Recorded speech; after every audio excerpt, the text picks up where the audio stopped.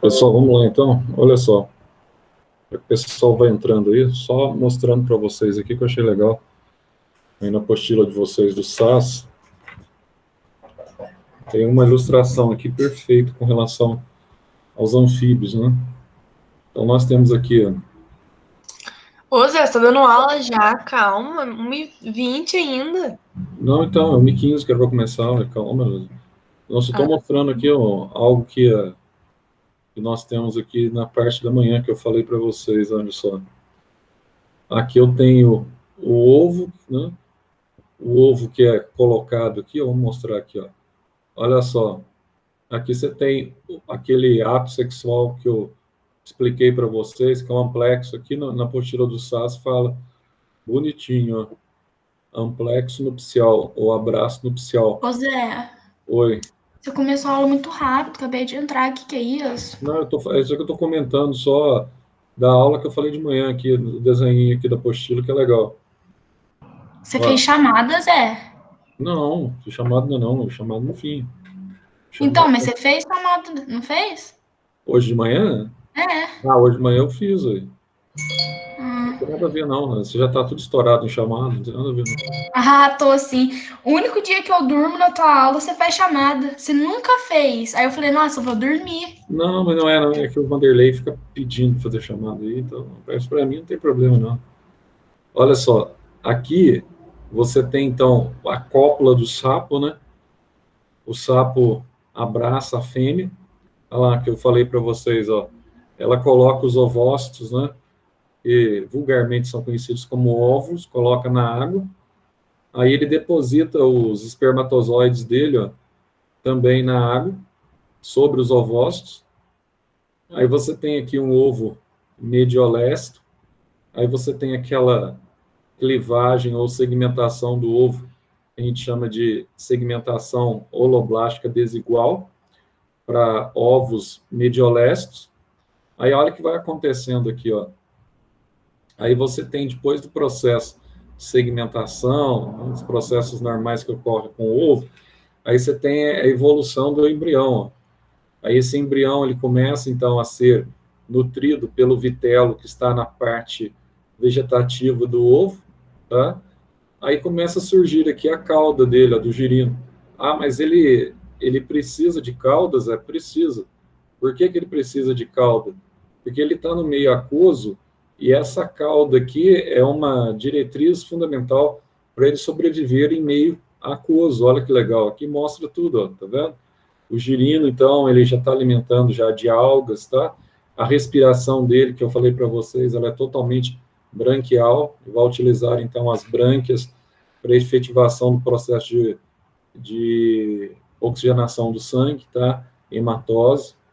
Aí você vai tendo aqui, ele vai crescendo, ó, a cauda está bastante desenvolvida, e aqui ele tem uma estrutura que é muito comum nos peixes, que é o espiráculo, que auxilia também, tá? A saída da água que entra pela boca, tá? E no caso aqui dele é utilizado para a saída pela água, da água, e que sai também das brânquias. Só que nessa fase da metamorfose aqui, ó, as brânquias já se converteram em espiráculos, tá vendo?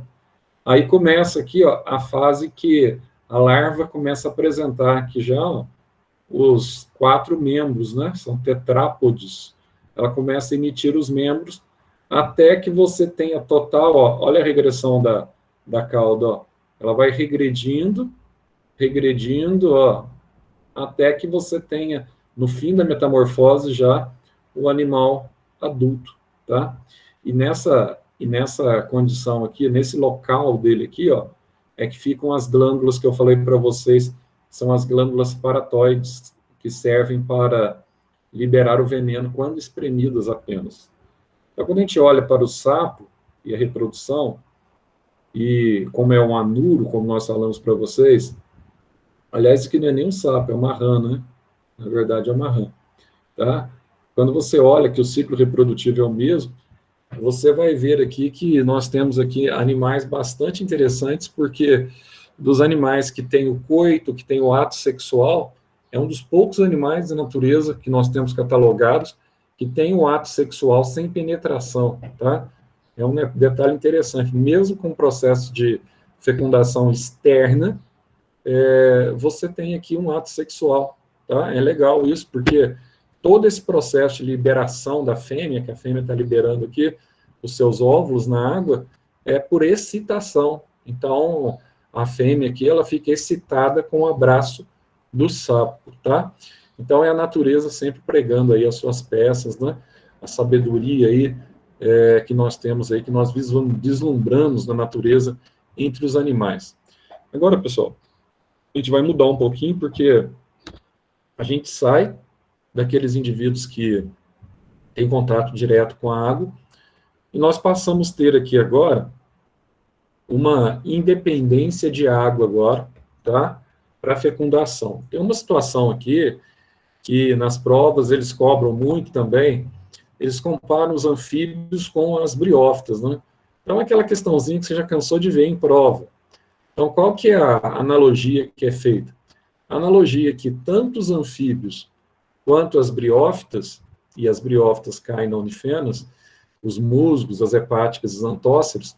Pessoal, deixa eu só dar para quem for fazer a prova da unifenas, antes que eu esqueça, eu fiz uma resolução cursinho agora, da segunda prova, da segunda lista de provas da unifenas passada, eu fiz agora de manhã. Pessoal, tem uma questão lá, depois você pode até adiantar até nessa questão, mas tem uma questão de respiração celular, para que eu não seja injusto com vocês, que é muito parecido com a questão que vocês farão da prova desse ano, tá? Foi uma questão que eu fiz em 2018.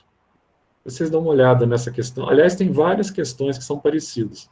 Na próxima aula eu chego, né, nas questões de fotossíntese também. Mas depois não deixe de dar uma olhada lá, tá? Para você ter uma noção de como será. Então, aqui nós tínhamos animais com tegumento, né, adaptado ao meio aquoso. Você tinha várias glândulas. Aí, com a evolução, quando surgem os répteis a partir dos sapos, você tem animais que não têm glândulas mais, essas glândulas mucosas ou mucíperas, que elas apresentam, então, tá, no corpo. Ah, não tem mais? Não tem. Você não vai achar mais essa glândula, por exemplo, nos répteis. Nas aves, você acha uma só, que é a urupigiana. E nos mamíferos, nós vamos ver já a presença de 4 tipos de glândulas que são essenciais. Ah, Zé, mas eu não tenho mais essa glândula. Não, não tem mais essa glândula. Por quê? Porque a migração para o meio terrestre, ela parte do pressuposto, tá, de uma adaptação maciça à desidratação corpórea. Então, como é que o animal, o réptil que vive exclusivamente no meio terrestre, é óbvio que você pode dizer para mim assim, mas crocodilo, ele gosta de ficar na água também. Ele gosta de ficar na água por uma questão metabólica dele. Não é porque ele depende da água diretamente para a sua sobrevivência, dele ficar imerso na água. Ele gosta de ficar imerso na água porque ele vai se camuflar da presa, favorece ele predar, favorece ele comer, tá? Por causa disso. Não é como um anfíbio que ele depende da umidificação corpórea. São 2 situações completamente diferentes, tá? Que você não pode esquecer e não pode se confundir nessas 2 situações. Então, ó, a pele do réptil, você lembra lá você lembra lá do jacaré, do crocodilo, tá? O alligator. Então, você vai ter, então, uma espessa camada daquela proteína que nós estudamos quando nós estudamos lá a pele, tá? Inclusive a pele humana, que é a queratina. A queratina é uma das principais proteínas que servem para a impermeabilização corpórea. Uma coisa que você não pode esquecer, em se tratando de vestibular, é quando nós falamos em impermeabilização, muitas vezes você associa, simplesmente como é o caso aqui dos répteis, de inviabilizar a desidratação, tá? E isso é verdade em parte. Em alguns animais, a queratinização tem como prerrogativa evitar a desidratação corpórea. Agora, tem outros animais que, quando mergulham, vou citar, por exemplo, você tem a tartaruga marinha. Sim, tartaruga marinha. Daqui a pouco eu vou explicar para vocês uma das poucas exceções, a partir dos répteis, de animais que têm, além da respiração pulmonar, tem uma respiração acessória, tá? Então, você tem, então, nesse caso, a queratinização também, no caso da tartaruga marinha, por exemplo, animais que mergulham, ela impede a hidratação excessiva. Então, são dois lados que a gente tem que analisar, tá? Você tem o lado da desidratação, que é você perder líquido para o meio, que o meio é inóspito, é muito quente, etc. tal, e você ganhar muito líquido do meio. Então, esses dois lados são fundamentais para você não esquecer. Então, a partir daqui, ó, nós temos também uma condição. A respiração passa a ser majoritariamente, exclusivamente pulmonar, tá? Com pulmões agora muito mais eficientes do que aqueles pulmões dos anfíbios que dependiam do tegumento para a respiração. Agora não, tá? Você tem independência dos pulmões para realizar, inclusive, as trocas gasosas a partir dos alvéolos, para que você tenha, então, tá, a conversão do sangue venoso em sangue arterial. Nossa, Zé, que legal. Então, agora eu tenho aqui animais com pulmões desenvolvidos. Sim, tem pulmões desenvolvidos. Aí você pergunta assim, Zé, perguntinha de pegadinha de Enem. Por que a tartaruga marinha consegue ficar tanto tempo em submersão? Tá? Tanto tempo debaixo d'água. É o pulmão que ela usa, ela consegue manter ali o pulmão, etc. Tal. Na verdade, quando ela está em imersão, na cloaca, que é a porção terminal do intestino dela, tá? Ela apresenta ali, ó, brânquias. Então, além do pulmão, ela é dotada de brânquias na região da cloaca. Por isso que é comum você encontrar em alguns vestibulares falando de respiração cloacal em alguns répteis. São os répteis aquáticos, principalmente a tartaruga marinha, tá? Então, quando ela está em imersão, ela consegue realizar a hematose através de brânquias presentes na região da cloaca. Nossa, Zé, então, além da pulmonar, você tem exceções? Tem. Respiração cloacal a partir de brânquias, tá? Reprodução. Olha só. Os répteis, eles podem ser, na maioria das vezes, são ovíparos, mas você tem casos de répteis que são ovovivíparos.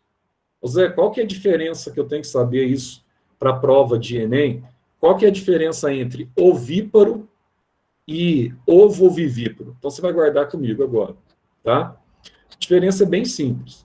Se você pegar os quelônios, por exemplo, que é a tartaruga, você tem uma parte do animal que se desenvolve, que é chocada, vamos chamar assim, dentro do organismo materno, e a outra parte do animal que é chocada na areia. Ela vai lá, depois que o ovo é chocado, uma parte dentro da mãe, ela vai lá, faz um buraco, coloca os ovos lá, tá? E é chocado na areia. Então, a tartaruga, normalmente, ela é ovovivípara. Agora, em contrapartida, alguns répteis, ou, por exemplo, se eu pegar as aves aqui como exemplo, que vocês conhecem melhor, a ave é uma espécie exclusivamente ovípara. Por quê, Zé?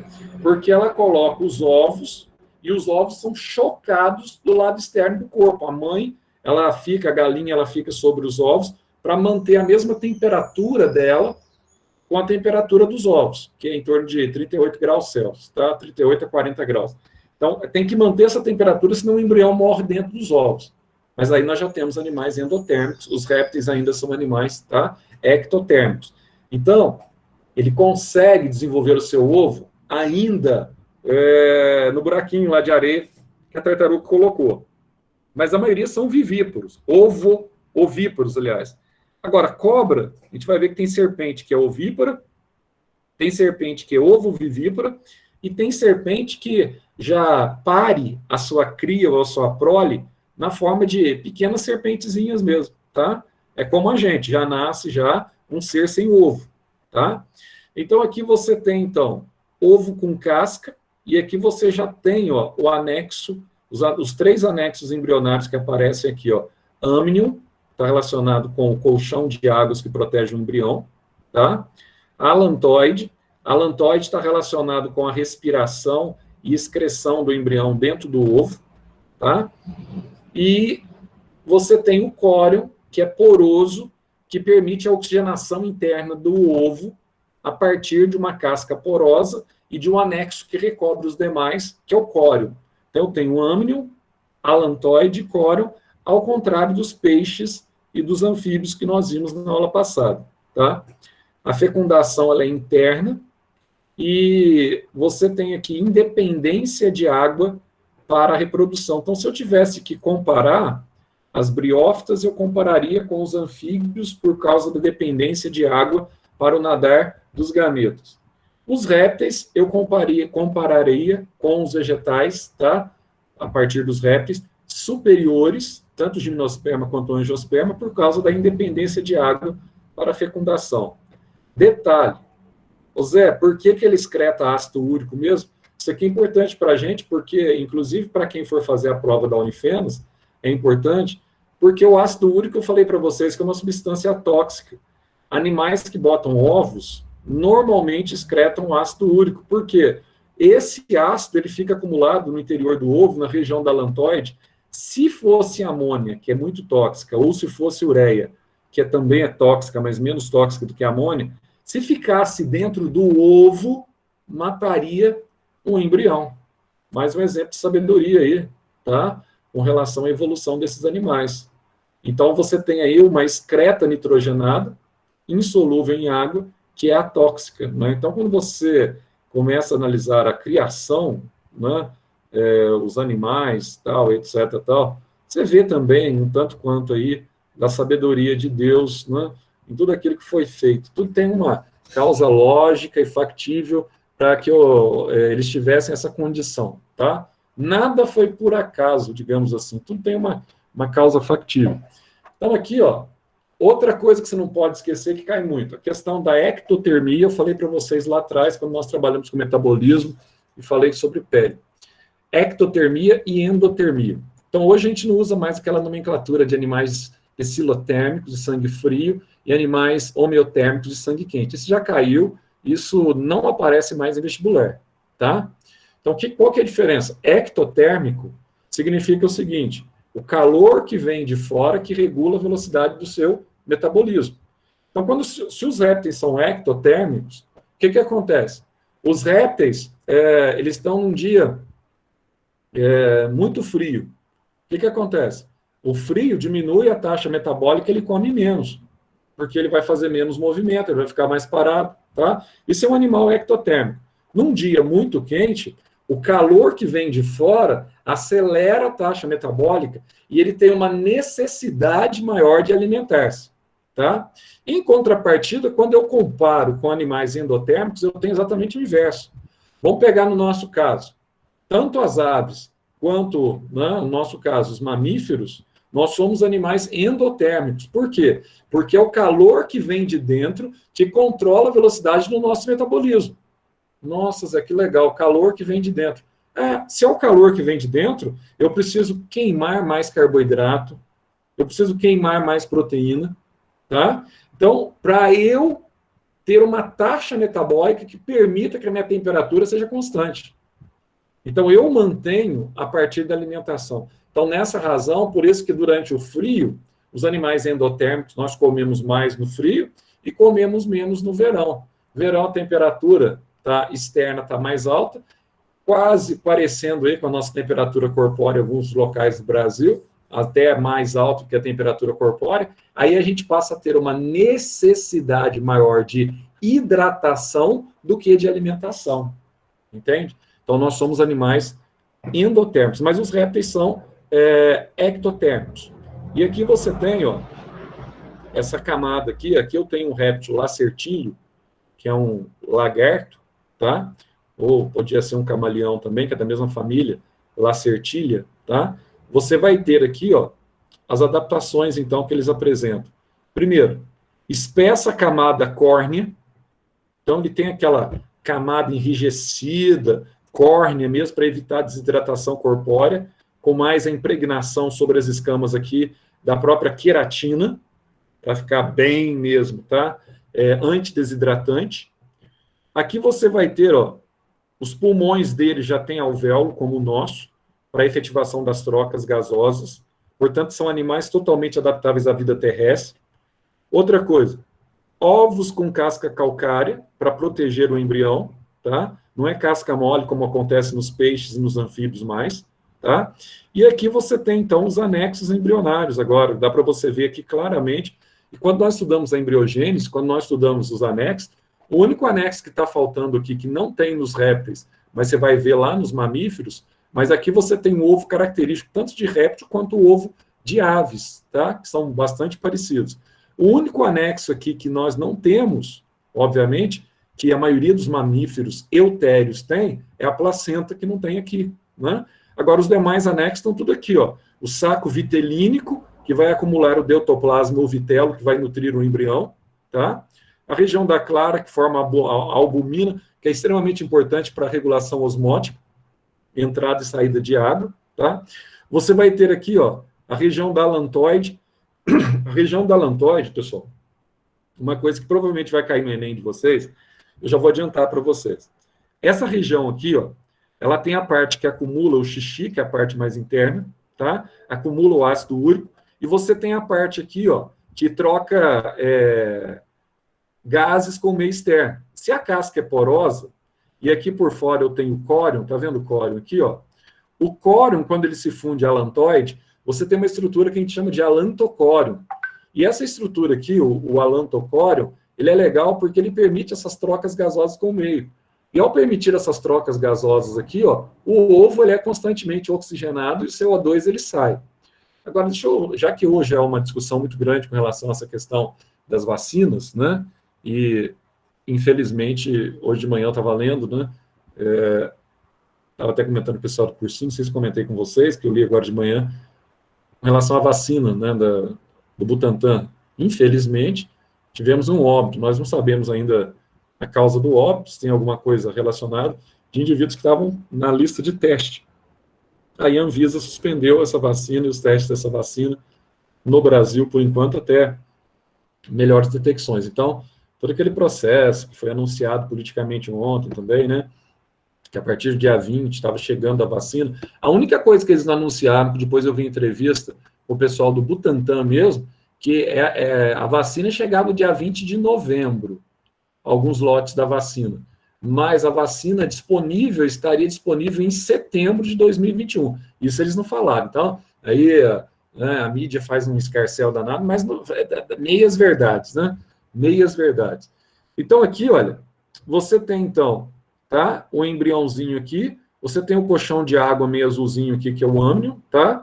Que serve para proteger e hidratar o embrião. O saco vitelino que fornece material nutritivo. E para você fabricar a vacina, qual que é o princípio da vacina? Você pega um ovo, só que é um ovo de galinha, bastante saudável, e você aplica, tá? Você vai aplicar aqui o princípio do antígeno, tá? Enfraquecido, atenuado no ovo, e depois que o sistema imunitário do embrião teve uma resposta a esse antígeno, eles coletam, tá? Coletam o xixi da alantoide do embrião, e nesse xixi você tem anticorpos, tá? Ou você já tem a resposta imunitária para você desencadear a produção de anticorpos dos indivíduos. Não anticorpos totalmente pronto, mas você tem a situação que você vai aplicar no indivíduo como vacina, tá? Se você aplicar anticorpos pronto, aí deixa de ser vacina e passa a ser soro, né?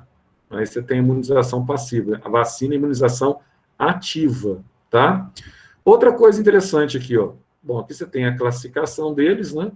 Aí nós vamos ver as ordens. Primeira ordem aqui, ó, quelônio. Pode escrever com que mesmo, tá? A ordem das tartarugas, dos cágados e dos jabutis. Então, um detalhe interessante, pessoal. Nessa tartaruga aqui, na verdade, hoje, há um certo consenso na biologia que você tem dois tipos de esqueleto na tartaruga, tá? Hoje, a maior parte dos biólogos, elas tendem a considerar, ó, toda essa região que a gente chama de carapaça e essa região aqui que é o plastrão, nós consideramos isso aqui como um exoesqueleto, que é a casinha da tartaruga, tá? Que é um elemento de proteção para a tartaruga. Agora, Zé, mas ela tem costela, ela tem coluna vertebral, ela tem pernas aqui com ossos, ela tem toda uma ossificação interna, não tem? Tem. Portanto, ela tem endoesqueleto também. Então, olha só, grande parte hoje estabelece essa condição, tá? De ter exo e endoesqueleto, é o único animal entre os cordados que apresentam os dois tipos de esqueleto simultaneamente. Antigamente, você tinha um problema, tá? E alguns autores ainda falam, não, isso aqui é apenas uma proteção externa, etc., tal a mais que ela tem, tá? Não considero. Mas, hoje, pelo menos a maioria, tem como esqueleto, aqui dá para você ver as diferenças aqui, o famoso jabuti, né? Esses animais aqui, você encontra animais grandes, tartarugas, que chegam a 200, 250 anos, portanto, sobrevive muito tempo, né? É igual às gimnospermas. As gimnospermas, como algumas gimnospermas, como sequoias nos Estados Unidos, estima-se que elas têm, pelos anéis primaveris, dá para você fazer estimativa da idade da planta, estima-se que tenham cerca de 3.500 anos, tá? Imagina o que é 3.500 anos de história. A planta está lá e está viva até hoje. Então, aqui você vai ter a outra ordem, que são os répteis escamados. Zé, quem são os répteis escamados? A lagartixa que você vê na sua casa, que em alguns lugares do Brasil, o pessoal chama de calango, né? Ela não é venenosa, ela come mosquito, mosca, tá? Ela tem até um papel ecológico legal, tá? A lagartixa. Mas são répteis que têm algumas escamas, placas córneas sobre o corpo. Então, aqui nós temos a subordem Lacertilia, tá? Que a gente chama de Lacertilius, ou também Sáureos hoje, mas é mais comum aqui Lacertílio. Você tem lagarto, lagartixa e camaleão. E nós vamos ter a outra subordem aqui, ó, que é a subordem que nós chamamos de ofídeos, tá? Que é a subordem onde nós encontramos aqui os répteis que apresentam mais concentração de peçonha que nós temos, tá? Na escala zoológica, que são as cobras ou serpentes. Só para não esquecer aqui, ó, quando você pega, por exemplo, um animal como os lagartos, que eles não puseram foto aqui, mas tudo bem, eles têm essa condição aqui interessante, que é a autotomia. O que é isso, Zé? Autotomia é autoamputação. Guarde bem esse termo por Enem, tá? O animal, quando ele está sendo perseguido por um predador, ele dá aquelas rabadas naturais de lagarto, só que ele pode perder a sua cauda. E se ele perder a sua cauda, ele tem alta capacidade, então, tá? Primeiro, de autoamputar e depois de permitir o crescimento de uma outra cauda, tá? Então, ele tem essa capacidade, alguns crustáceos também têm, entre os artrópodes, a capacidade de realizar a autoamputação. Não esqueçam disso. E as ordens aqui, nós vamos ter as serpentes, e nós vamos ter aqui um detalhe interessante. Alguns perguntam assim, Zé, por que a serpente, quando ela fecha a boca, ela não perfura a parte de baixo da mandíbula dela? Porque a serpente venenosa, ela tem uma presa maior, porque quando ela fecha a boca, ela não perfura. Toma cuidado com isso, tá? Porque aqui, na verdade, nós temos um sistema nos répteis que nós chamamos de streptostilia. O que é streptostilia? É a capacidade de movimentar a presa.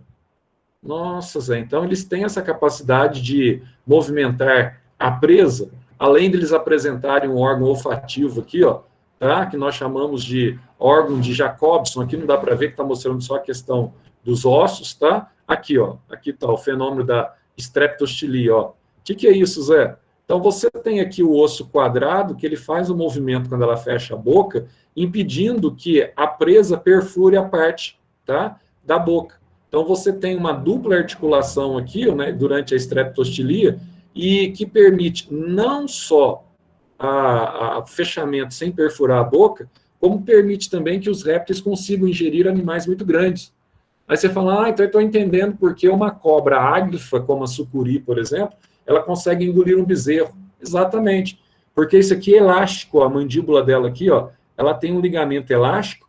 Quando ela está engolindo o bezerro, as duas mandíbulas, elas têm uma elasticidade que se separam, tá? Não do elástico que as ligam, mas os ossos se distanciam e ela consegue engolir, então, através desse fenômeno da streptostilia, que é muito legal esse fenômeno. Às vezes você encontra no Pantanal mato-grossense, às vezes, um bezerro dentro de uma sucuri, né?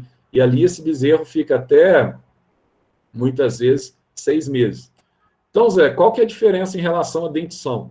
Isso aqui também cai, tá? Isso aqui é questão prática. olha, você tem as serpentes que são áglifas. O que significa isso? Áglifa significa que ela não tem dente? Não. Ela tem dente normal. O que ela não tem presa para inocular veneno. Aqui, ó. Você pode ter aqui, ó, a jiboia, por exemplo, a sucuri, que no Amazonas ela é conhecida como anaconda, tá? Aqui você tem uma outra cobra também, que é a caninana, que são as cobras que, além de não ter presa, elas não são venenosas. E essa caninana aqui, ela é interessante, que ela é até uma cobra agressiva. Só que se você sofrer a mordida dela, ela só tem os dentes convencionais. Ela não tem a presa que vai inocular o veneno. E essa aqui, Zé? Opistóglifas. Ah, essa aqui é interessante, por quê? Porque essa aqui é a famosa falsa coral, tá? A falsa coral, você é mussurana também, e a cobra verde do jardim, se você abrir a boca dela, você vai ver o seguinte, que em vez da presa estar aqui, ó, nessa região da frente, ela está na região posterior da boca. Ah, então, Zé, se ela picar um animal maior, ou se ela morder, né, um animal maior, o que vai acontecer? Não dá o alcance para ela inocular o veneno nesse animal. Agora, se ela tiver, por exemplo, atrás de um ratinho ou de um animal menor, ela vai conseguir inocular o seu veneno, tá? Então, normalmente aqui você tem a comparação das marcas deixadas, aí quando as marcas deixadas no animal, ela está na região mais para trás, tá? Aqui dos pontinhos de picada, isso aqui são os dentes normais, e aqui você tem a posição da presa. Aí você tem, então, as opistóglifas, que a presa fica na região mais de trás da boca, tá? Então, ela só consegue inocular venenos em pequenos animais. Agora, as proteróglifas, essas aqui são interessantes, né? Você tem aqui as corais verdadeiras, você tem aqui a naja. O problema da coral, que é aquela cobra rubro-negra, né? Preto e vermelho, ela tem um detalhe. Se você compara uma opistóglifa, uma coral falsa, de uma coral verdadeira, aparentemente, externamente, elas são quase que idênticas, tá? Agora, quando você olhar, abrir a boca dela, e você olha por dentro, aí você consegue detectar imediatamente. Ela é opistóglifa, o dente, a presa fica aqui atrás, tá? E na coral verdadeira, ó, o dente inoculador fica aqui na frente. Só que tem um detalhe desses dentes inoculadores aqui. Na coral verdadeira, esses dentes aqui, ó, eles são sulcados. Eles têm uma série de buraquinhos aqui, ó, quando ela pica o indivíduo, tá? O que vai acontecer? Ela vai derramar o veneno através dos buraquinhos que ela tem no dente, tá? E aqui fica clara a marca na frente, ó. Isso aqui é muito utilizado no indivíduo quando ele chega no hospital, quando ele leva a picada da cobra, para analisar o tipo de marca. Pelo tipo de marca, já dá para você ter uma noção qual foi o tipo de cobra que picou esse indivíduo, tá? E você tem aqui a cascavel, a jararaca, a surucucu, tá? São as solenóglifas, tá? Solenóglifas. Aí você tem dentes em forma de tubo ou agulha de injeção. Aí você vai ter uma diferença aqui, ó. Olha o dente inoculador aqui, ó. Então aqui você tem uma das cobras mais venenosas, que é a surucucu, jararaca e cascavel, tá? Olha só que detalhe interessante, ó. Você tem o dente e na ponta do dente é como se fosse uma seringa de injeção. Na ponta dele você tem o poro que vai liberar o veneno, que vai descarregar o veneno, uma neurotoxina, tá? Que se não tomar o antiveneno, se não tomar o soro antiofídico, e aí tem que ser soro mesmo, produzido no cavalo, né? Para que você consiga se livrar do óbito, porque senão morre mesmo, tá? Dificilmente a pessoa, normalmente o veneno de cobra, ele provoca problema de coagulação de sangue, você começa a ter obstrução, tá?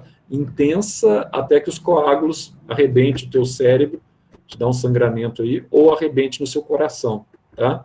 Então a pessoa vem a óbito mesmo, se não tomar o antiveneno. Então olha só que bichinho, né? Aqui você tem a glândula da peçonha, ó. Olha que bichinho mais simpático, né? Não sei se sou eu, mas os répteis, parece que a gente tem um pouco de, sei lá, vou usar uma expressão aqui, ojeriza. Não sei se é bem ojeriza, mas parece que são animais mais asquerosos, embora alguns tenham em casa. Tem né? nojo, Zé? Não é? Então, tem nojo, mas tem também, ojeriza, é isso mesmo, é nojo. mas tem também uma certa aversão natural, né? Você olha para aqueles, você olha para um lagarto, com exceção talvez da tartaruga, né? Com exceção da tartaruga. Até o crocodilo também, é um animal assim bem, né, imponente, etc. Tal. E cobra, então, nem se fala, né? Quem que vai gostar de cobra? Só aquele cara que, lá em Brasília, que fez a proeza de criar uma naja para picá-lo, né? E ele ficou depois, agora, nesse ano, agora tem uns 3 meses atrás, ficou 7 dias na UTI lá em Brasília, ainda conseguiram salvar a vida dele ainda, porque para arrumar antiveneno para naja, aí você tem que entrar com soro polivalente. E o soro polivalente não é o totalmente específico, né, para naja. Então, aqui você tem, então, esses dentes inoculadores da peçonha, né? Aqui nós temos a fosseta lacrimal também. E vamos ver mais aqui o que ele vai falar. Olha só. Ah, aqui interessante, ó. Aqui nós temos os crocodilos, né? Esses animais aqui, eles são legais em um aspecto, embora sejam asquerosos também. O coração deles, ao contrário dos demais répteis, já apresentam, eu já falei isso com vocês também, os crocodilianos, o coração deles já tem 4 cavidades independentes. Então, não há 2 átrios e 2 ventrículos. Não há mistura de sangue venoso com sangue arterial mais, tá? Não há mistura. Ah, não há, Zé. Não, dentro do coração, não. Mas fora do coração, onde passa a artéria aorta, tá? E a artéria pulmonar, lugar que a gente chama de arco aórtico, você tem ali um buraquinho, um foramezinho, que ainda tem a mistura fora do coração, tá? Mas dentro do coração, o coração dele já é muito parecido com o coração de aves, tá? Então, aqui nós teríamos animais, né, derivados dos dinossauros, por exemplo, tá? Animais que teriam as características dos dinossauros, né? Depois a transição deles aí para as aves, aí alguns acham que foram alguns tipos de dinossauros alados. Então, nós temos os crocodilianos. E aqui nós vamos ter os riconcéfalos. Esses animais aqui você encontra ainda na Austrália, e eles têm um detalhe legal, que eles têm um terceiro olho, né? A glândula pineal, ou olho pineal, aqui, olha ele aqui, ó. Aqui ele tem essa região aqui, ó, a tuatara, só que esse olho aqui, ele é muito mais sensitivo do que qualquer outra coisa, tá? Com relação ao órgão reprodutor, tem alguns que apresentam pênis, hemipênis, todos apresentam fecundação interna, só que tem uns que não têm pênis. Aí, como é que ele transfere o espermatozoide para a fêmea? Ele vai transferir o espermatozoide para a fêmea através da cloaca, igual acontece com o galo e a galinha, tá? Então, a cloaca dele tem um poro que ele libera o espermatozoide, aí ele transfere para o espermatozoide das fêmeas. Aí, quando a gente começa a ver aqui o revestimento, tá? Você vê que ele tem essa escama forte por cima e tem as camadas aqui da pele por baixo, formada também pela epiderme e derme, como todos os cordados apresentam essa característica. Então, o sistema esquelético deles é bastante variado, mas a maioria apresenta um endoesqueleto só com relação a essa ressalva, tá? Que no caso aqui das tartarugas, os quelônios, nós temos as costelas, a parte interna ligada à parte externa, que é a carapaça óssea, tá? Então, você tem aí um exo e um endoesqueleto embutido. O sistema digestório dos répteis é bastante complexo, como os demais cordados, só que os répteis, eles apresentam moela como as aves, tá? Ah, então, além dos dentes, eles têm, por exemplo, os crocodilos têm moela, tá? Os demais não, mas os crocodilos apresentam moela. Ah, mas então eles têm dentes para rasgar, tem todo o sistema digestório aqui, ó, parecido, inclusive, com os mamíferos. Olha, o esôfago, aqui nós temos o sistema monogástrico, tá vendo? Tem aqui o estômago, eu tenho aqui o pâncreas. Veja só, a vesícula biliar, que é incentivada pelo hormônio colecistoquinina, CCQ, tá? Para que ela possa, então, contrair e liberar a bile aqui no duodeno, no intestino delgado, tá vendo? Aí você tem intestino delgado, intestino grosso. A diferença para conosco é que o nosso intestino termina em ânus, o ânus é exclusivo para as fezes, já a cloaca, ela tem ali, tá? Uma abertura que serve para a saída das fezes, da urina e também para a cópula, tá? Então serve também para a cópula desses animais. Coisa que você não pode esquecer, não há fase larval em nenhum réptil conhecido, tá? Então, nós não temos fase larval. Então, aqui você tem os pulmões, ó. Você tem os pulmões aqui, e esses pulmões, muitas vezes, eles são pulmões, ó, que já tem os alvéolos, enquanto que os pulmões dos mamíferos, ou dos anfíbios, eram pulmões muito mais primitivos. Os pulmões de um réptil é muito parecido com o de um mamífero, tá? Aqui ele vai mostrar a circulação, aqui a questão que eu acabei de falar para vocês, forame de Paniza, é bom que aqui tem, ó, crocodilos, jacarés e alligators. Olha só, dentro do coração, você não tem mistura dos sangues, não. Aí o sangue passa do átrio para o ventrículo, ó, átrio para o ventrículo, aqui eu tenho sangue venoso, aqui eu tenho sangue arterial. Nesse cruzamento aórtico aqui, ó, que eu tenho o que nós chamamos de forame de Paniza, tá? É aqui que você tem o furinho que permite a mistura dos dois sangues. Nossa, Zé, que legal, hein? É o réptil, né? Aí você tem a mistura dos dois sangues, e essa mistura aí, ela inviabiliza para você falar que aqui nós temos uma circulação totalmente dupla e completa. Porque ainda que fora do coração, você tem a mistura do sangue venoso com o sangue arterial. Como são animais ovíparos, nós vamos ter aqui, então, tá? Rins metanéfricos, e a escória principal é o ácido úrico, que vai ser liberado, tá? E outra coisa que interessante também, já falei, ácido úrico ele é atóxico, insolúvel em água, blá, blá, blá, tá? E o sistema nervoso dele, ao contrário dos anfíbios e dos répteis, das aves, aliás, os répteis, eles já apresentam 12 pares de nervos cranianos. Nossa, Zé, então é bem mais desenvolvido. Réptil não tem problema nenhum com relação à coordenação motora, né? Não tem problema nenhum com relação ao equilíbrio, não tem problema nenhum com relação ao metencéfalo. Não tem, meu cara. Nenhum problema, tá? São animais bastante desenvolvidos dessa perspectiva também. E tem aqui os órgãos sensoriais, como os órgãos, tá? De Jacobson, tá? Que tem um sentido aí olfativo e sensorial. Você tem a capacidade também, através dessa função aqui, termorreceptoras, né? Nas fossetas lacrimais ou loreais, tanto faz, ele consegue identificar, muitas vezes, o calor que está se aproximando. Então, por exemplo, quando ele detecta a presença de um animal que se aproxima, por que ele se prepara para o bote? O bote, na verdade, não é um ataque, o bote é para se defender, tá? Por que ele se prepara para o bote? Ele se prepara para o bote porque ele percebe o calor que está aumentando em seu redor, tá? À sua volta. Então, é um animal bastante inteligente nesse quesito. E um detalhe interessante, além de fecundação interna e desenvolvimento direto, não tem espécies hermafroditas, tá? Você tem aqui um fenômeno interessante, os lagartos, que as fêmeas sobrevivem sem os machos, né? Nós temos aqui o fenômeno conhecido como partenogênese, tá? Então, as fêmeas colocam óvulos, esses óvulos, eles se desenvolvem formando novos animais, que é um processo muito legal, tá? Muito interessante, em todos os sentidos, que você não depende mais do macho para a subsistência da fêmea, tá? Essas são populações que têm muitas fêmeas, e nessas populações com muitas fêmeas, tá? Eles se adaptaram através de um mecanismo em que as fêmeas se reproduzem naturalmente sem o macho. Mas é claro, né, Zé? Mas aí as espécies que vão nascer são haploides, né? Igualzinho o zangão. Sim, as espécies são haploides. Então, dá uma olhadinha aqui, ó.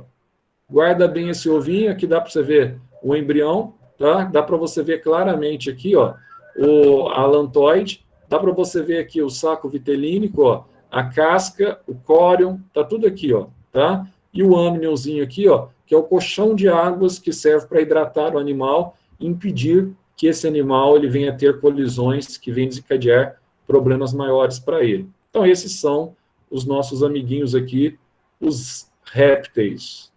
E aqui, ó, nós vamos ter também agora os nossos amiguinhos, as aves, tá? Talvez hoje não dê para eu ver com vocês mamíferos, a gente pode deixar para semana que vem, mas nós vamos ver aqui pelo menos as aves. Pessoal, o que eu tenho que saber de aves para a prova, tá? De vestibular, normalmente.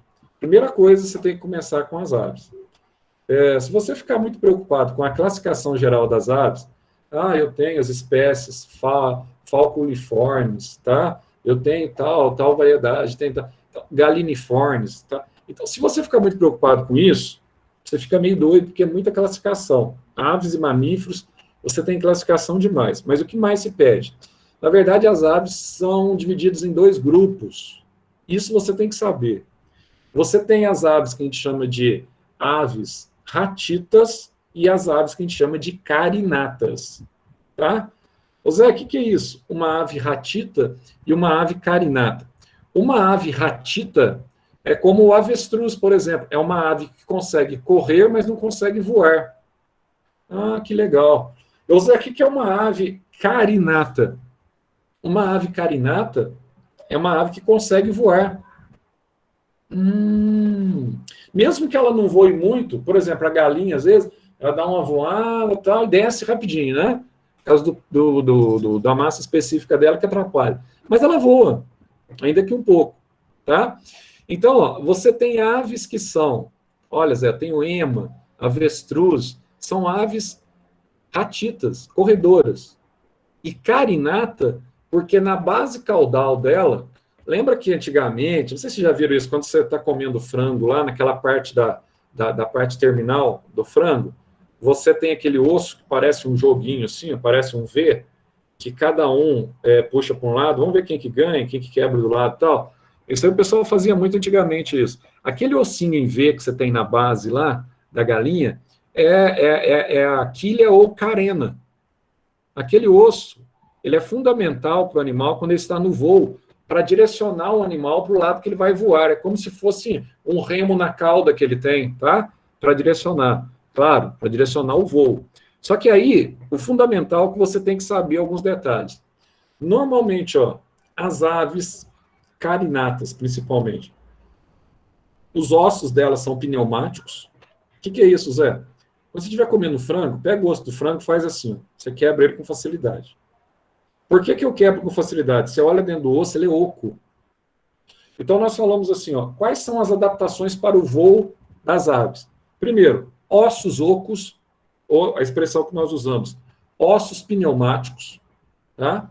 Segunda característica, as aves, ela tem um detalhe interessante. O pulmão delas, elas têm pulmão com sacos aéreos. Nossa, que legal, Zé. Tem sacos aéreos no pulmão? Sim, tem sacos aéreos no pulmão. E um detalhe que você não pode esquecer, que na verdade na ave, que não é um pulmão alveolar, a hematose ela não acontece no pulmão da ave. Porque as aves apresentam grandes sacos aéreos para favorecer sua flutuação no momento do voo. Ah, então quando ela está voando, essa bexiga interna nos pulmões, são sacos aéreos, eles se expandem e favorece ela ficar, então, no voo? Exatamente, favorece ela ficar no voo. Está entendendo? Outra coisa também, além disso, as aves não têm bexiga urinária. Por isso que ela não segura, né, Zé? De repente ela faz um cocôzinho na sua cabeça e você nem vê, né? Tá? Ela não segura, porque ela tem cloaca e na cloaca você tem a liberação do ácido úrico cristalizado com as fezes. Sai junto, tá? Então ela não segura, ela não consegue segurar, porque se ela tivesse bexiga para ela acumular líquido, isso seria algo que atrapalharia o voo. Portanto, ela não tem bexiga urinária, tá? À medida que ela vai produzindo o cristalzinho dela, ela vai liberando junto com as fezes. Então, não tem local para segurar o ácido úrico por elas produzidos, tá? Outra coisa, o corpo também revestido de penas, isso favorece também o quê? O voo, tá? Então, são animais com corpo revestido de penas. Então, aí você tem algumas adaptações essenciais da questão hidrostática do mecanismo da ave para que ela possa voar, para que ela tenha a prerrogativa do voo, tá? E aqui, então, ele vai mostrar para vocês, né? Vai fazer aquela ligação, né? E nós temos sempre aquela ligação com os dinossauros.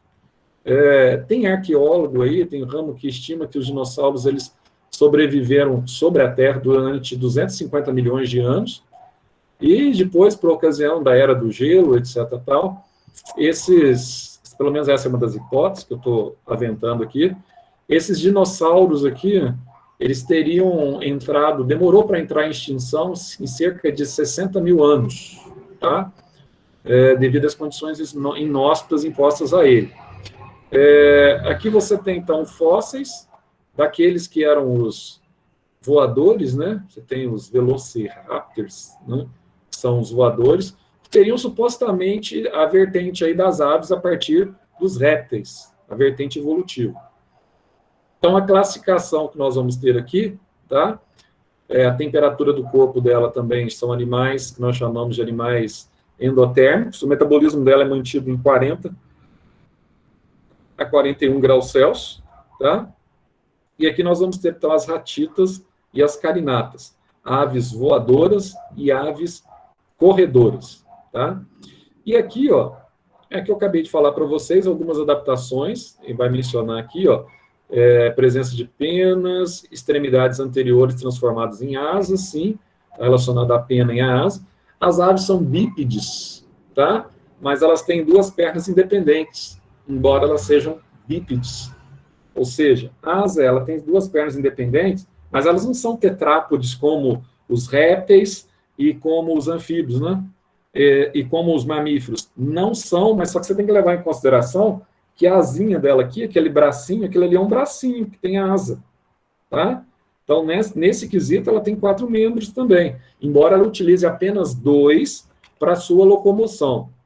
O esqueleto aqui, ele é leve e resistente, mas você tem a questão aerodinâmica aqui dos ossos serem ocos, e aqui que eu falei, ó, quilha ou carena, tem aqui, ó, que eles falam tudo, ó, musculatura peitoral desenvolvida, presa essa parte terminal aqui, que é a quilha ou carena. Detalhe, as aves não têm dentes, né, mas ela tem moela para triturar o alimento, e o estômago das aves é conhecido como proventrículo, tá?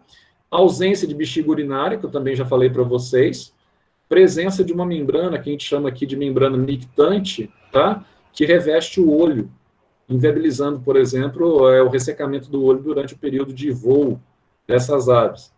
Então, normalmente elas são, então, o quê? Ovíparas, tá? Ou seja, os filhotes saem dos ovos e são chocados totalmente fora do organismo materno. Então, aqui segue as mesmas adaptações, seguem aqui os mesmos, como é que chama lá? Anexos embrionários, âmina, lantoide e córeo, destinados à adaptação ao ambiente terrestre. Problema. Ao contrário, vamos fazer a contraposição aqui agora, ao contrário dos répteis, as aves têm, que não têm nenhuma glândula, os répteis não têm nenhuma glândula, ao contrário deles, as aves apresentam pelo menos uma glândula na base terminal, na base caudal. E essa glândula, ela é conhecida como glândula uropigiana. Agora que ele vai falar aqui a classificação, a ratita, tá? Que são as corredoras, e carinatas, que são as voadoras. Mas olha só, ao contrário, elas apresentam, então, essa única glândula uropigiana perto do esternoquilha, na base da cauda. Por que ela tem essa glândula? Vou explicar para vocês. E essa razão é muito comum em vestibular, tá? Não é à toa que ela tem essa única glândula. Os répteis não têm glândula porque a queratinização é tão grande, tá? Que eles não necessitam de glândula. Aí as aves têm um detalhe interessante. Quando você vê o tempo tá fechando para a chuva, ela vai empoleirar-se, tá? Vai subir numa árvore, algum local, e ela começa a bicar a parte caudal e começa a passar o bico sobre as penas. Por quê? Onde que ela está bicando? Ela está bicando a sua glândula uropigiana. E essa glândula uropigiana, tá?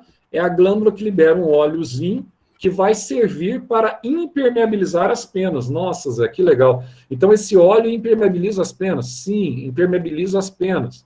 Por que isso, Zé? Porque a ave, pessoal, tem um problema muito sério. A pena, logo abaixo da pena, ela tem a pele. E a pele dela é muito fininha. Então, o que acontece? Se ela tomar chuva e ficar com a pena encharcada, ela tem alta propensão a desenvolver gripes e pneumonias.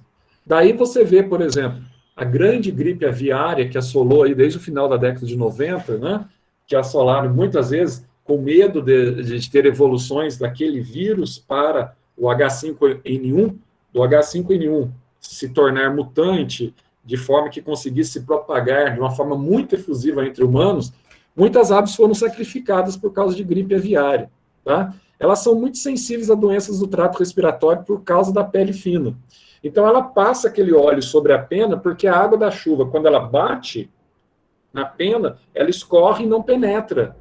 O pelicano, por exemplo, que é uma ave que mergulha para pescar, ele tem, então, uma capacidade de passar esse óleo sobre o corpo antes do mergulho, para que ele não tenha problemas depois de gripe, de pneumonia, tá?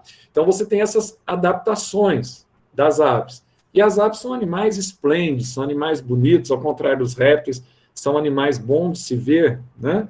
E aqui ele vai citar para vocês até algumas variedades, algumas ordens aqui, de pássaros que cantam, de colibris ou beija-flores, de corujas, tá? De anuns, papagaios, aí, aqueles que têm, então, a condição, né? Através de uma glândula, que é a glândula do som, a glândula do canto, e ele consegue imitar a voz humana. Ele tem, então, o que nós chamamos de siringe, que é essa glândula do som, tá? Os pombos aí, que enchem o saco às vezes, né? Porque eles transmitem aí várias doenças, protozoários, bacterioses, né? Mas estão aí, os pombos. Os galos, as galinhas, os falcões, os gansos. O ganso, ele tem um detalhe interessante, né? É muito raro a ave ter pênis, tá? O ganso macho e o pato macho têm pênis, que é utilizado mesmo no momento da cópula, tá? Para fertilizar a fêmea. Agora, normalmente, que nem o galo não tem pênis, ele usa cloaca para transferir os seus gametas para a fêmea. Aí os pelicanos aí que nadam, as gaivotas que são aves migratórias, os pinguins, as codornas, as emas e os avestruzes. Esses dois grupos aqui, emas e avestruzes, tá? Já são aqueles grupos de aves que nós chamamos de aves ratitas, né? Que são aves corredoras, tá? Aqui ele propõe um período aqui, né? Um período dentro da paleontologia, da área, no período mesozoico e da área cenozoica, tá? Período da história, para o surgimento, então, das aves, mas isso para a gente não tem tanta importância. Aqui ele vai te mostrar como é que é a estrutura das penas das aves, tá? Então, aqui você tem algumas que são conhecidas como remiges, rectrizes e tetrizes, tá? As remiges servem para a propulsão do animal. Essas rectrizes, é pouco provável que isso vai cair no seu vestibular. Isso aqui serve para direcionar o voo. E essas tetrizes, tá? Elas mantêm um isolamento do animal, evitando aqui uma perda de calor, tá? Corpóreo. Então, mantém também, auxilia na manutenção, juntamente com a condição de endotermia, a condição metabólica, a manutenção da temperatura corpórea, tá? E aqui eles vão mostrar para vocês aqui a estrutura interna de uma pena, tá? Que às vezes você olha assim, você fala assim, nossa, Zé, tá parecendo uma espécie de uma folha, né? Mas essa pena é fundamental porque protege o animal. Agora, quando você tem grandes desastres ambientais, principalmente quando você tem aí aqueles petroleiros lá nas encostas, né, que perfuram e que liberam óleo, tá? Aí você tem aquelas tragédias ambientais, e nessas tragédias ambientais você tem um problema aqui, ó. O óleo, muitas vezes você vê a pena da ave tudo suja de óleo e acaba entupindo essa glândula, que é a glândula uropigiana. Nossa, Zé, entupiu a glândula uropigiana, e aí? E aí que o animal vai morrer se não for tratado no veterinário, tá? Porque a pena está encharcada de óleo, ela não consegue permeabilizar as penas. Quando chove, quando ela molha, ela fica toda encharcada, então ela vai morrer de pneumonia, na verdade. São os desastres ecológicos que muito nós temos aí na atualidade, tá? Aí nós temos o sistema esquelético das aves. Detalhe aqui, ó, para esse osso aqui que eu falei para vocês, ó, quilha ou carena, tá? Que estabelece essa condição de voo para muitas aves. Aí você tem a costela e o sistema digestório, né? Sistema digestório bastante complexo, bastante completo, ao contrário dos répteis, elas não possuem dentes, mas aqui, ó, elas conseguem ingerir o alimento, tem uma linguazinha, tá? Quase que colada na boca. O alimento, ele desce do esôfago e chega nessa região, que é o papo. Zé, para que serve o papo? O papo, ele serve para umidificar o alimento, hidratar o alimento, tá? Ah, Zé, então, ó, o papo, ele serve para hidratar o alimento, ó. Aí desce, ó.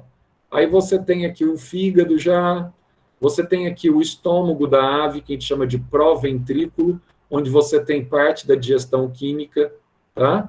E depois que ele passa por essa digestão química, que ele vai ser triturado aqui na moela. Tanto que quando você abre a moela de um frango, né, você vai ver que aqui tem até areia dentro da moela. Ela come a areia para a areia ficar acumulada na moela para que ela tenha uma facilidade para triturar o alimento, tá? Veja você que ela tem aqui o pâncreas, ela tem toda a rede intestinal e aqui ela tem a abertura da cloaca, tá? Olha o reto dela aqui, ó. Detalhe que você não pode esquecer.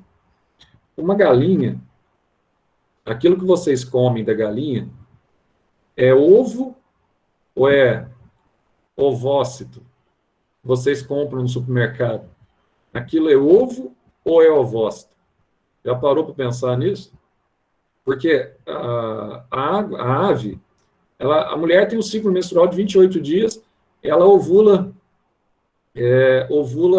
na metade do ciclo, 14º dia. A gente vai ver isso lá na frente 2, né, na parte de endócrino. Mas a ave também, ela tem seu ciclo, tá? E se o ovo dela não for fecundado, o que vai acontecer? A cada 21 dias, ela coloca os seus óvulos. Ela coloca os ovós, que vulgarmente a gente chama de óvulo.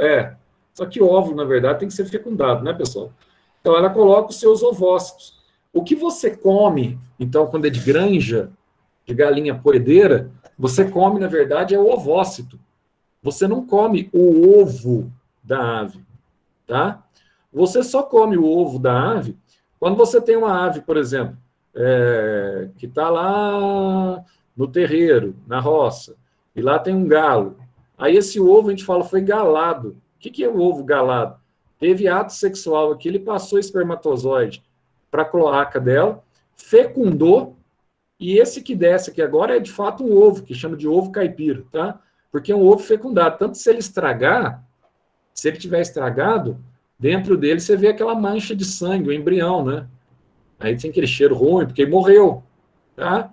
Agora, se for o ovócito, você tem, então, o ovócito apenas, que você vai ter a gema e a clara, tá? Então, aquilo que você come naturalmente, falei ovo frito, na verdade não é ovo, é um ovócito.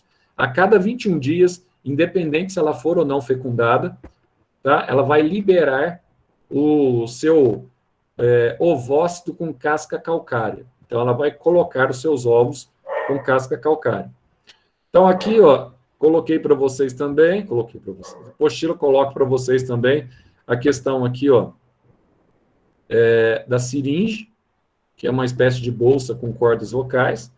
Então, aquilo que eu falei, por isso que além de emitir sons, cantar, e no caso do papagaio consegue falar, tá?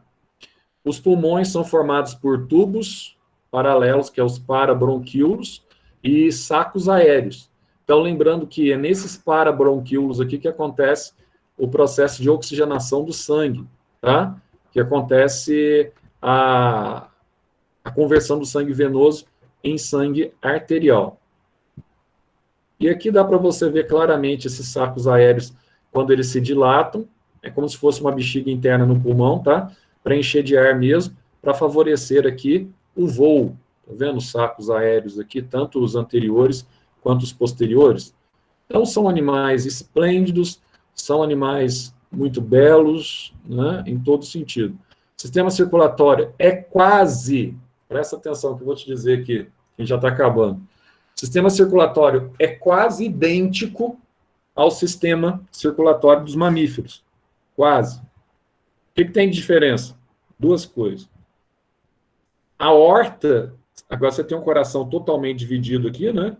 Não há mistura de sangue em nenhum local, nem dentro, nem fora do coração. O coração da ave é muito parecido com o nosso coração, muito mesmo. A única diferença aqui, que nós temos no aspecto anatômico, que a artéria aorta, no caso das aves, ela se curva para a direita. Direita aqui, que você está vendo a metade direita do coração, está desse lado, você está vendo o coração de frente. Ela se curva para a direita, tá? Nos mamíferos, a aorta se curva para a esquerda. E outra diferença sensível também que nós temos, até aqui, na escala zoológica, as hemácias são hemácias que nós chamamos de hemácias nucleadas, até as aves. Os animais apresentam hemácias ainda com núcleo. A partir dos mamíferos, que você passa a ter, então, as hemácias anucleadas. Daí talvez você me pergunte assim, Zé, mas o ornitorrinco, ele não tem tudo de ave. Mas ele não é ave, ele é mamífero. Ele tem bico de ave, ele bota ovo, né? Ele tem várias estruturas de ave que lembram uma ave, mas ele é classificado como mamífero. Uma das razões dele ser classificado como mamífero, além dele ter aqui tufos de pelo que liberam uma secreção, não é uma glândula mamária, mas quando a gente falar de mamífero, eu vou falar sobre isso, tá? Mas os filhotes, eles mamam o suor do pai, tá? Das glândulas, como é que chama lá que sai o suor? Sudoríparas do pai, tá? É um detalhe bastante interessante. E um detalhe que distingue é que todo ornitorrinco também, assim como os mamíferos, apresentam hemácias sem núcleo, anucleadas. Hemácias anucleadas é uma característica exclusiva dos mamíferos. Tá? Por quê? Porque a demanda por oxigênio no corpo é maior, principalmente no cérebro, você tem uma demanda de oxigênio muito maior. Embora as aves tenham também 12 pares de nervos cranianos, tá? Tem um probleminha, as aves, elas não são tão inteligentes. Por exemplo, você pegar uma galinha, tá? Elas não são tão inteligentes, porque a massa encefálica dela é um pouco menor. Não só por isso, mas elas não são como os demais animais, tá? Com relação ao aprendizado. Agora, o papagaio, por exemplo, é fora da curva, né? É já um animal altamente inteligente. Sistema excretório que eu falei para vocês, você tem a excreção aqui do ácido úrico, tá? E você tem, muitas vezes, as glândulas lacrimais, são as glândulas que nós chamamos de glândulas do sal. Por que isso acontece, Zé? Porque muitas vezes os rins metanéficos não têm a capacidade de liberar, tá, a quantidade necessária de sais para o meio externo. Então, você tem essas glândulas aqui, as glândulas do sal, que auxiliam na liberação do excesso de sais. Tá? Você não acha que muitas vezes a pessoa transpira muito por uma questão metabólica, simplesmente quando você está correndo? Por quê? Porque teu rim, para ele filtrar aquela produção excessiva que tem, ele precisa de um coadjuvante. O coadjuvante nosso, quando você eleva muito a taxa metabólica, é transpirar, para ajudar você a perder também sais na transpiração, tá? Para não sobrecarregar os rins. Então, tudo funciona dentro de um sistema endócrino bastante interessante. Então, o sistema nervoso aqui, você tem um encéfalo desenvolvido com 12 pares, tá? De nervos cranianos. A visão dela é muito boa, tá? A audição, então, nem se fala, e tem capacidade de emissão de sons. Sistema reprodutor. São animais de sexo separado, tá? Normalmente, com raras exceções que você vai ter lá o pênis, normalmente é só utilizado mesmo a cloaca durante a fecundação interna. Não há nenhuma ave, obviamente, com fase larval. E aqui você tem o dimorfismo sexual que caracteriza o animal. Muitas vezes, pelo tipo de pena, dá para você saber quem que é o macho, quem que é a fêmea. Aqui está na parte interna, aqui, tá vendo que os testículos são internos, os ovidutos aqui, que libera os ovos a cada 21 dias, no caso da galinha, eles são internos. Quando você olha para o lado de fora aqui, você está vendo só a cloaca, Não dá para você definir olhando externamente. Agora, como é que você faz para definir o macho e a fêmea? Como é que você estabelece o dimorfismo sexual?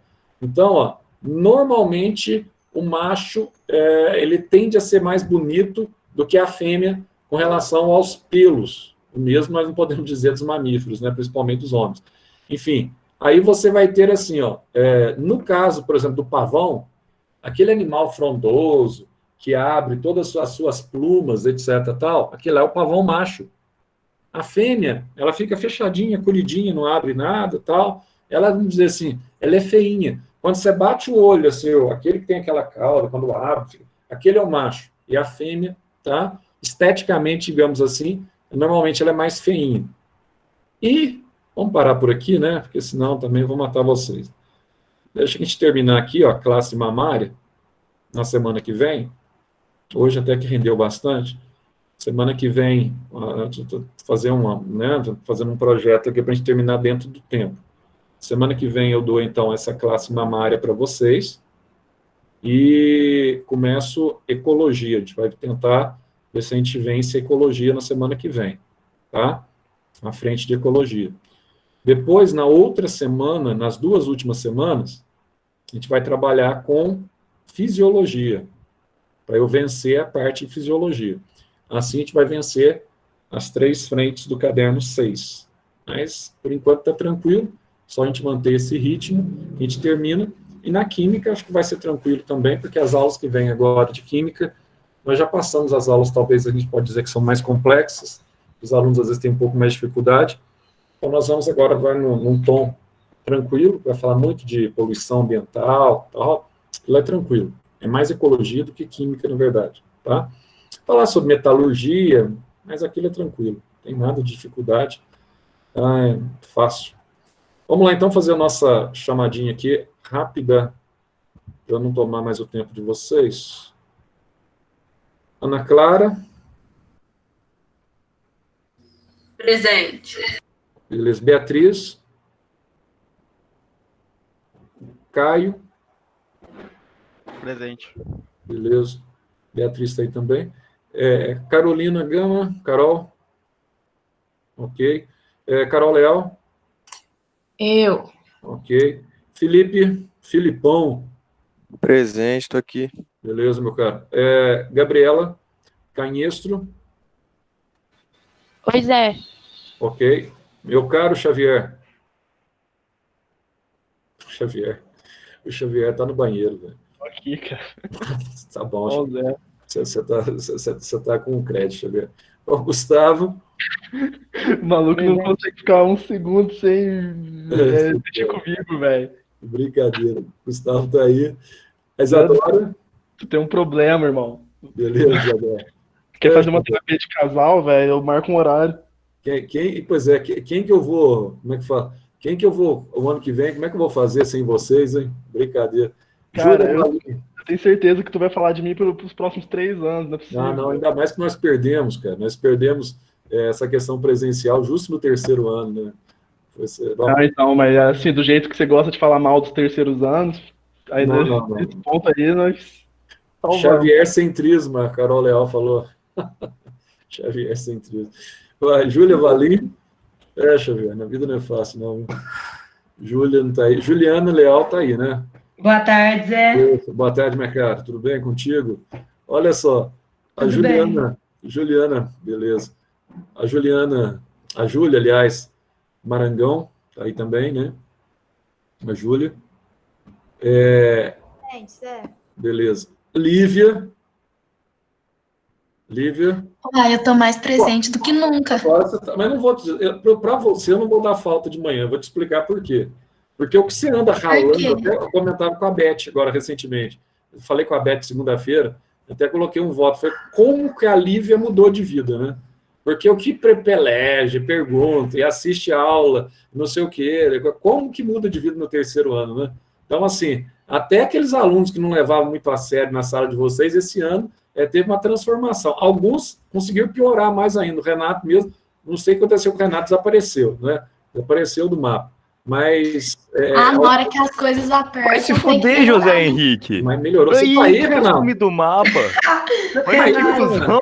velho, falando as Não minhas acredito, botas, velho. O Renato tá aí hoje. Nossa senhora. É bom saber que você tá Caraca, vivo, cara. entendi com o Renato tá aqui, velho. É Que bom, isso, velho? é bom ver que você Mano. tá aqui. Faz tempo que eu não ouço aí, o Renatão. Pensa Olha o só. quanto eu tô magoado agora, José Henrique. Pô, esse cara é gente boa. Luísa Azola. A Luísa tá aí. A Maria Elisa, óbvio, né? Presentíssima, Zé. Vai lá para a Maria Luísa. A Maria Fernanda tá aí também. Maria Laura, óbvio que tá aí também, né, Maria Laura? Não vai queimar minha língua, tá aí. A Maria Vitória também vai estar aí, com certeza. Beleza. Meu caro Maurício.